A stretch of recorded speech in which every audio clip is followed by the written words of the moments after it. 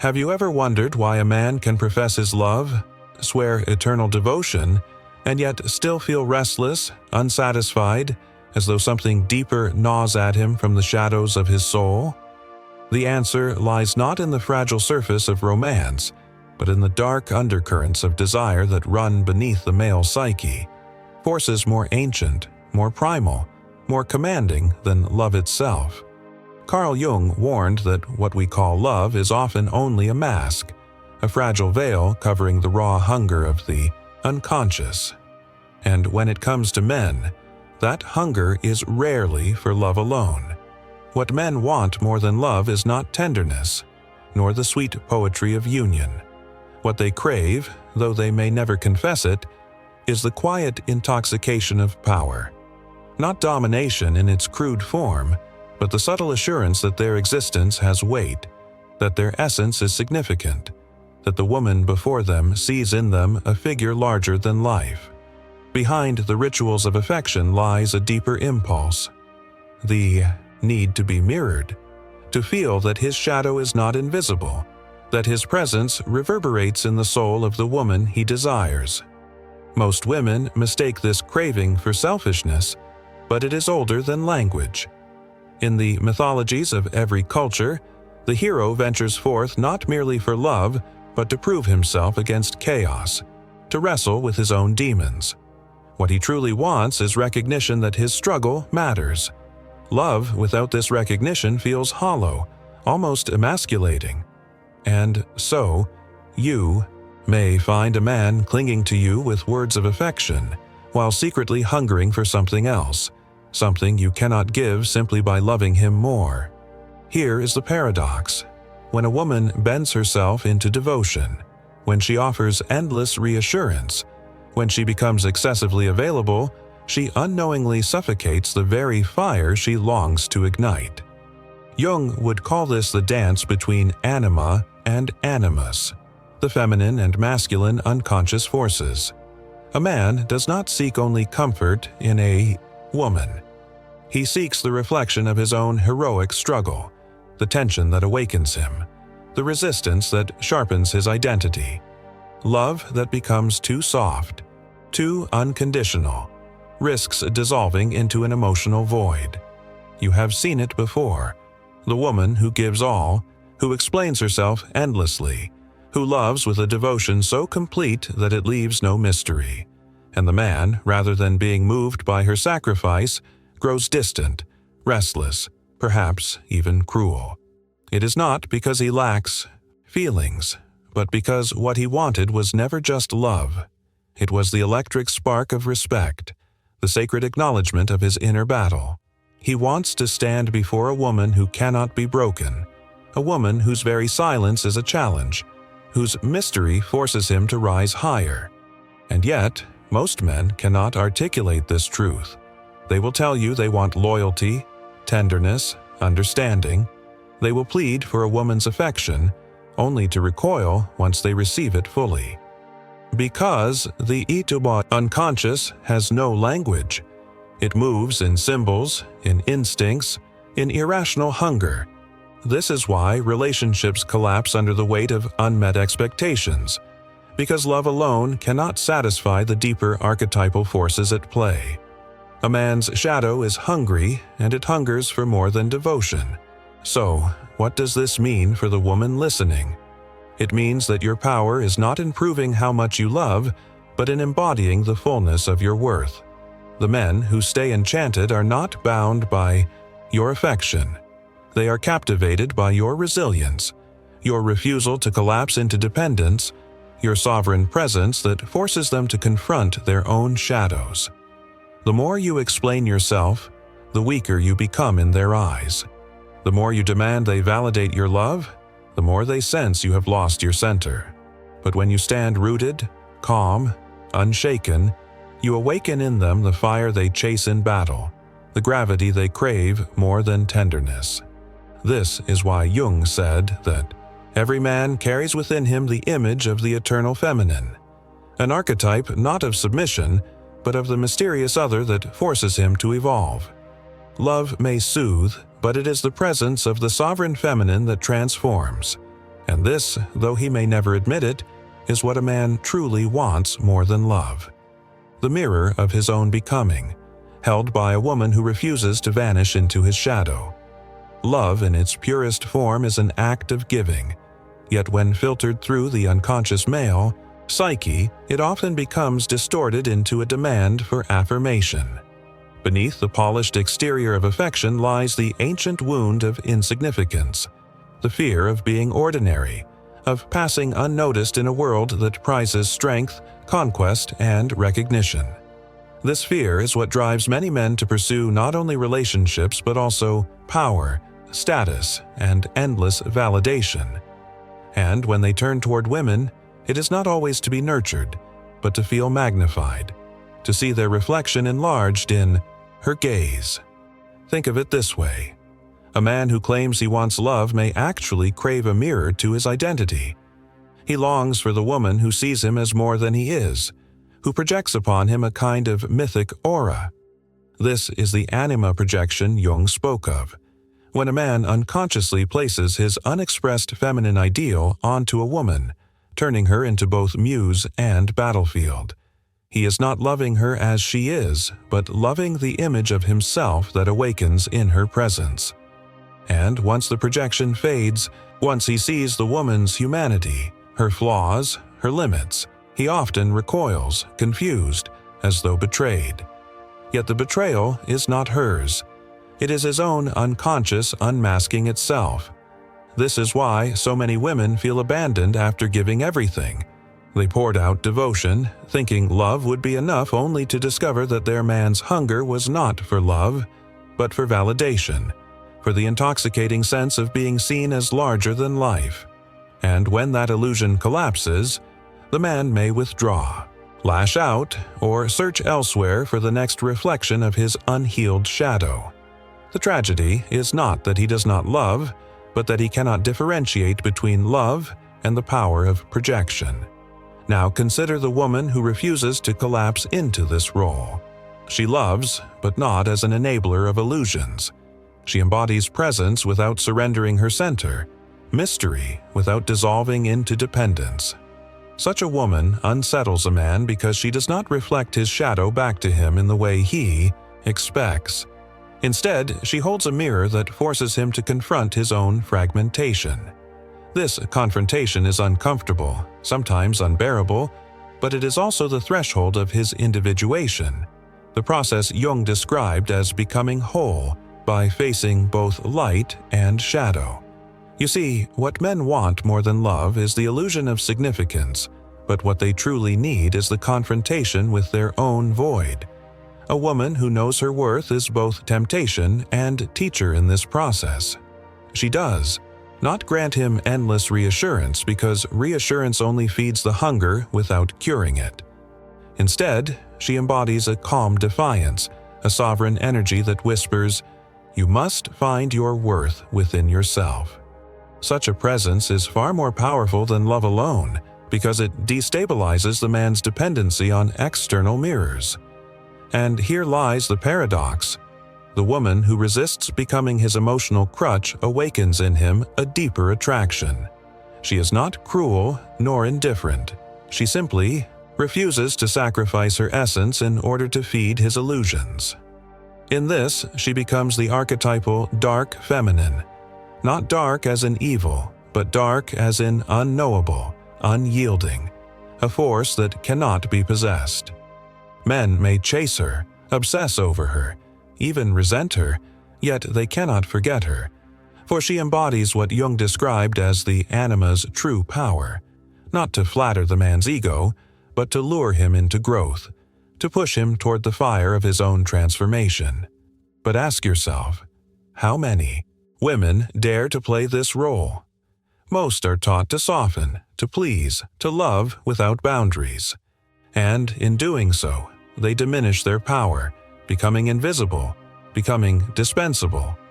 Men may stay with them out of comfort, but comfort is never what keeps the male psyche alive. His unconscious seeks friction, mystery, resistance, the kind of presence that does not dissolve into him but stands opposite him like a mountain. For without opposition, he does not evolve. Without resistance, he does not rise. And so, when you ask why a man drifts from the woman who loved him most, the answer is hidden here. She gave love, but not the mirror of challenge. She gave affection, but not the intoxicating gravity of a sovereign presence. He wanted to feel more than loved. He wanted to feel significant, as though his existence carved ripples in the soul of another. Without that, love becomes merely soft, and the fire in him begins to flicker out. The truth few dare to name is that men often chase what wounds them. Their desire is rarely for harmony. It is for the tremor of tension, the pull of polarity that awakens the fire of their masculine essence.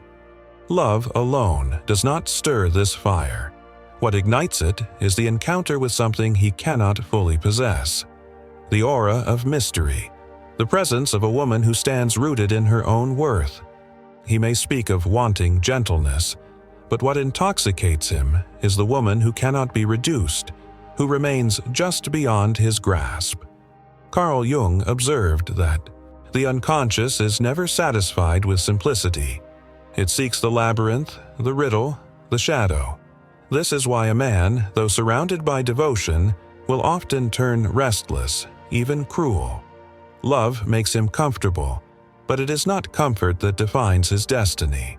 His deeper hunger is for the awakening of his shadow, for the encounter with the archetypal feminine who compels him to grow. And so he seeks women not only for love but for the friction that calls forth his own buried strength. Consider the man who strays, who sabotages love with betrayal or indifference. On the surface, it seems like weakness, but beneath it is the restless search for the dark feminine, the part of womanhood that does not soothe but challenges, that does not vanish into his ego but confronts it. He is not always conscious of this search, but it drives him nonetheless. He mistakes lust for liberation, mistaking novelty for transformation. Yet what he truly wants is not another body, but the archetype of a woman who cannot be conquered, who holds a mirror that forces him to reckon with himself. This explains why some women, without effort, become unforgettable. They may not have given the most love nor the most devotion, but they carried within them a sovereignty that unsettled him. She was not afraid of his silence, nor dependent on his attention. She did not explain herself, nor shrink to soothe his insecurity. And in that unshakable presence, he felt both threatened and alive. For the male psyche craves what cannot be broken. It wants to feel the resistance of another soul, not to destroy it, but to measure itself against it. And yet, here lies the danger. Many women, believing love is the highest offering, give it without measure, thinking it will secure permanence. They over-explain, over-give, over-sacrifice. They collapse into availability. And the man, rather than feeling gratitude, begins to recoil. Not because she is unworthy, but because she has surrendered the very mystery that kept his shadow engaged. Love without boundaries becomes suffocating, not sacred. And what he wanted was not only love, but the charge of polarity, the force that keeps his unconscious in motion. You might recognize this in your own experience. The men who seemed most drawn to you were not those you bent yourself for, but those you met in stillness, those you allowed to feel the weight of your absence, the silence of your mystery. It was not your giving that captivated them. It was your refusal to dissolve, your presence that carried the fragrance of independence. That presence stirs something deeper than love, something closer to awe. The Stoics understood this as well. Marcus Aurelius wrote that a man is defined not by the comfort he receives, but by the obstacles he endures. In relationships, the same truth applies. A man does not evolve through constant soothing. He evolves when faced with a presence that will not bend simply to keep him at peace. It is in resistance, in the refusal of a woman to lose herself, that he discovers his own strength. And though he may rage against it, part of him is drawn irresistibly to it. The dark truth, then, is unsettling. Men want more than love. They want the mirror of their own significance. the challenge of an unshakable presence, the fire of polarity that keeps their unconscious alive. They do not always know this, and often they sabotage it, seeking easier comforts elsewhere. But the memory of the woman who embodied it lingers, because she touched something deeper than affection. She touched the archetype. And so, the question turns back to you. Will you collapse into the comfort of over-giving, or will you stand as the mountain he cannot move? For it is not the woman who loves most who is remembered. It is the woman who remains whole. There is a haunting irony that defines the dynamic between men and women. What he pleads for with his words is rarely what his unconscious truly craves. He may say he wants devotion, understanding, a woman who will always be there. And yet, when faced with such absolute availability, his attraction begins to wane. The unconscious, as Jung taught, thrives in polarity, in tension, in the spark created by opposition. When the polarity collapses, so does the fire. Men want more than love because love, when stripped of tension, can feel too safe, too predictable, almost maternal. And in that maternal comfort, desire evaporates. What pulls him instead is the presence of the woman who refuses to reduce herself to caretaker, who will not cradle his weakness but demand he face it. She does not indulge his excuses, nor dissolve into his moods. She does not collapse when he withdraws. Her power is quiet but immovable, and it unsettles him because it forces him to see his own fragility. This is why so many men are captivated by the woman who walks away rather than the one who clings. He does not confess it, but he is drawn to the abyss her absence creates within him. In her silence, he is forced to hear the echoes of his own unhealed shadow. Love may be soothing, but absence is unforgettable. And so, paradoxically, it is often the woman who withholds, who maintains her sovereignty, who lingers longest in his psyche. She becomes the figure he cannot erase because she represents not comfort, but confrontation. The woman who understands this does not play games. She embodies truth. She knows her worth is not measured by her ability to overextend for a man. Her worth is in her refusal to barter her soul for scraps of affection. This kind of woman embodies what Jung described as individuation, the process of becoming whole within oneself, rather than dissolving into the other. She does not need his validation to feel significant, and precisely because of this, he is drawn to her like a moth to flame. Yet many women fear this stance. They fear that by not giving more, by not reassuring constantly, they will lose him. And sometimes they do, because many men are not yet ready to face themselves. They cling to women who will cushion their weaknesses rather than challenge them. But such love is not sacred. It is merely survival, a temporary comfort that leaves both souls diminished. The man remains unawakened, and the woman becomes invisible. In contrast, the woman who refuses to collapse embodies the archetypal force of the sovereign feminine. She is not cruel, but she is firm. She is not indifferent, but she does not beg. Her silence carries more weight than 1,000 pleas. Her presence reminds him that love without respect is emptiness, and devotion without self-worth is poison. In her steadiness, she teaches him, not with words, but with being, that true intimacy is not about one person disappearing into another, but about two complete souls meeting in truth. The Stoics would call this detachment, the art of not placing one's peace in the hands of another.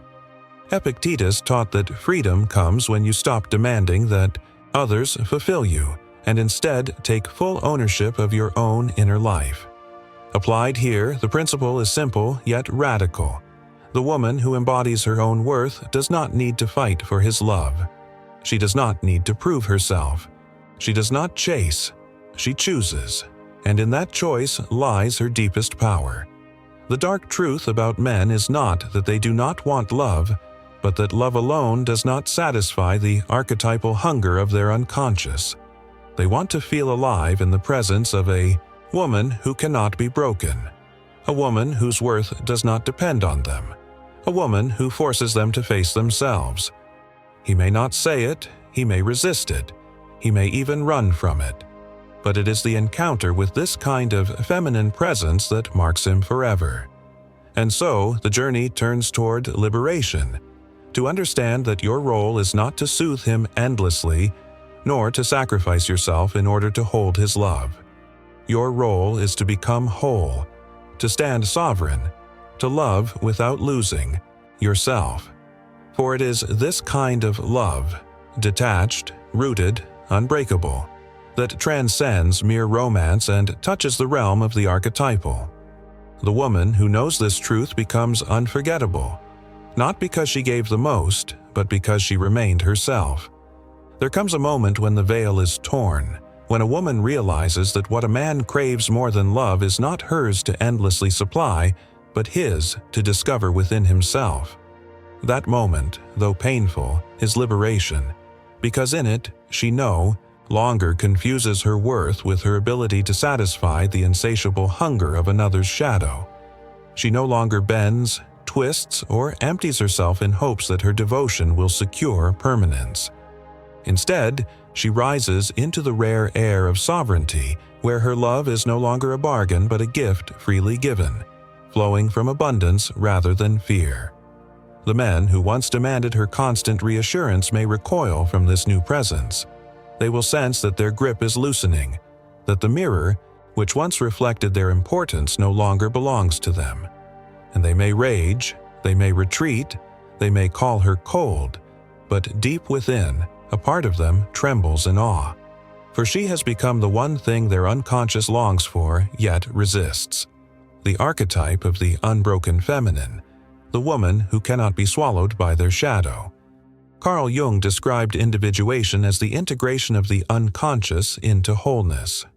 For men, this often comes through confrontation with the feminine. Archetype, not the softened, yielding muse, but the sovereign presence that refuses to enable illusions.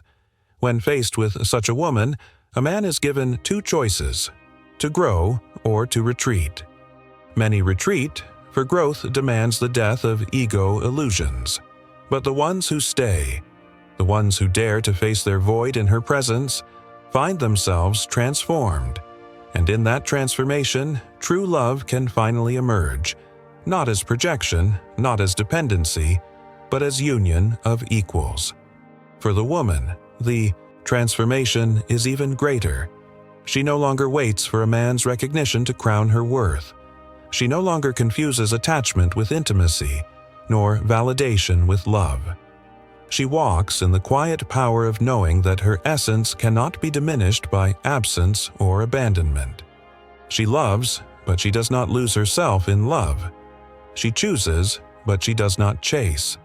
She offers, but she does not beg. And in that balance, she becomes the embodiment of freedom. This freedom is not the cold detachment of apathy, but the radiant detachment of presence. It is the ability to give without fear, to release without bitterness, to remain whole whether adored or forgotten. It is the freedom the Stoics spoke of, the serenity of a soul unshaken by the shifting tides of external approval.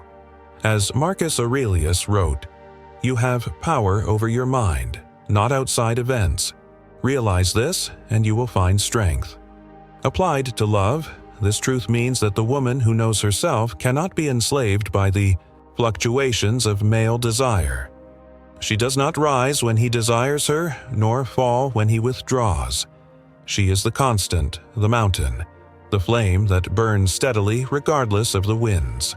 And it is precisely this constancy, not desperate devotion, that awakens in him the awe he confuses with love, the awe he seeks more than affection.